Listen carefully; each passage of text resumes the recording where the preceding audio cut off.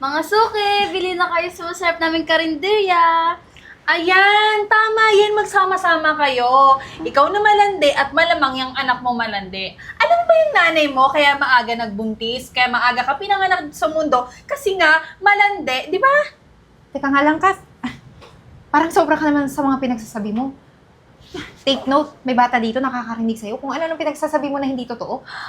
Sorry, narinig mo yung katotohanan na malandi yung nanay mo. Bakit hindi ba? Hoy, alam mo ba, classmate ko yung nanay mo nung high school kami. Kaso nga lang, hindi na yung nakarating ng college kasi nga nabuntis agad. Paano? Inunang kalandian kesa sa mag-aral. O anong masakit doon? Anong ayaw mo marinig ng anak mo? Totoo naman na dapat ngayon nag-aaral ka sana. Ay hindi, na dapat pala nag-a-apply ka sa magandang company. Kaso hindi, inuna mo yung kalandian mo, kaya ka nabuo.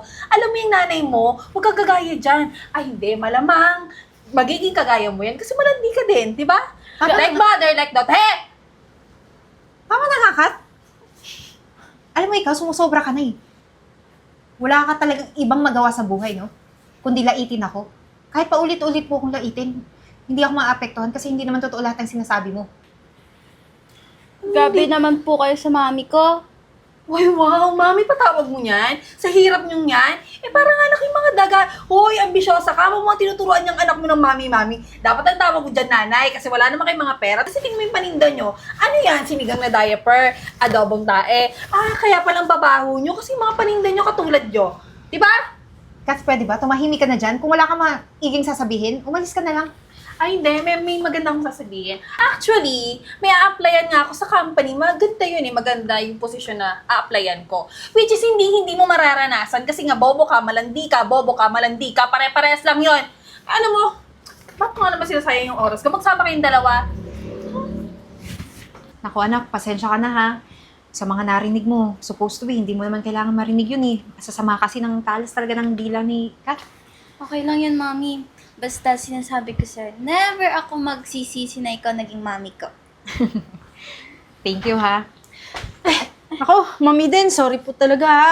2 days na po akong hindi nakapasok. Pero ngayon okay na po ako. Kaya ko na po i-manage yung karinderya nyo. Huwag ka mag-sorry. Alam mo naman, di ba? Kalusugan ang unahin natin. Tsaka, sure ka ba na okay ka na? Ayaw po, okay na po talaga ako. Actually, ang sarap nga ng relax ko sa 2 araw na yun. Thank you po talaga. Pinag-day off nyo ako. Wala yun. Ano ka ba? Ay, hi Chanel! Hi, Ate Yvette! Mami, pwede na pala tayo pumunta sa mall. Nandiyan na si Ate Yvette. Ay, oo nga pala. Munti ko na makalimutan yung pinapabili mong iPhone 17 Pro Max. Oo, mami, kasi kailangan ko yun. Pasokan na naman. Tsaka MacBook, mami. Kasi yung MacBook na bili ni Daddy, naghahang na. Kailangan ko na ng bago.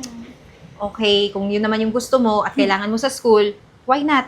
So, bibilhin natin yun, okay? O Sige, mami. Yvette, mauna na kami. Ikaw na bahala dito sa karinderya, ha? Okay po, wala pong problema. Akin na po yan. Thank you. Sige po. Sige, mauna na kami. Ingat po kayo. Sige. Bye, Ate Yvette! Bye! O, tara na. Tara na, mami. ay, naku naman. Talaga naman dito pa tayo magkikita sa mall na to. Hoy, anong ginagawa nyo dito? May bibilhin lang. Ano bibili nyo? Hoy, alam nyo ba't ako napunta dito sa mall na to? Kasi malamang, bumili na naman ako itong tumbler na to. Tingnan nyo.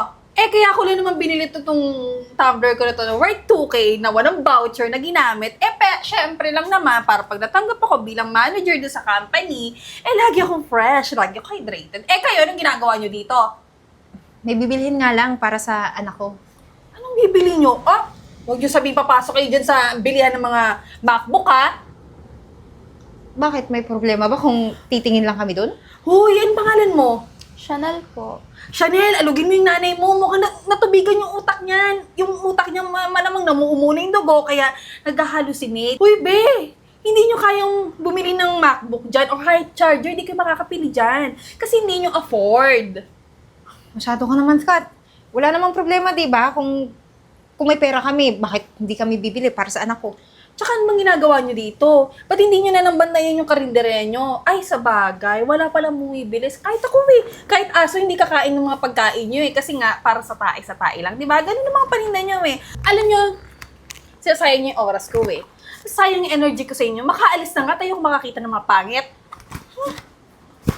Siya lang naman nag-aksaya ng energy sa atin. Sabihan tayong pangit. Mas pangit naman. Kaya mo siya. Tara na. Congratulations, Miss Catherine Galleta.